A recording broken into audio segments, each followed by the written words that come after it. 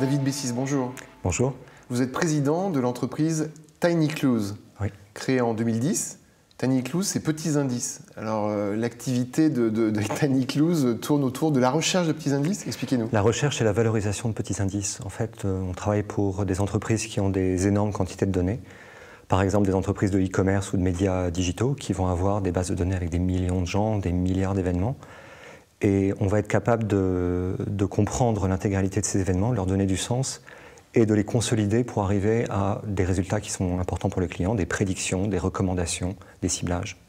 D'accord. Alors, sachant que ces informations sont très dispersées, quand on dit petits indices, c'est-à-dire que ce sont ce qu'on pourrait qualifier de signaux faibles que vous êtes capable de repérer? Exactement. On est capable de repérer des signaux faibles dans des bases de données relationnelles extrêmement compliquées. On peut aller chercher, par exemple, dans une adresse mail, le fait que quelqu'un a mis Pitchounette dans son adresse mail, c'est très révélateur, ça dit quelque chose d'assez fin, ou bien qu'une personne a cliqué sur tel produit plutôt que tel autre. On est capable de consolider des signaux de très basse fréquence et très variés. Alors, je crois savoir que vous êtes de formation mathématique, enfin proche des mathématiques, et ce qui renvoie à l'innovation de Tiny Clues. Donc, ça veut dire que vous êtes capable de modéliser des modèles mathématiques. Expliquez-nous cette innovation. Oui, en fait, l'innovation mathématique elle-même est forcément un peu compliquée à expliquer. Oui. Ce qui est important, c'est de savoir ce qu'elle permet de faire.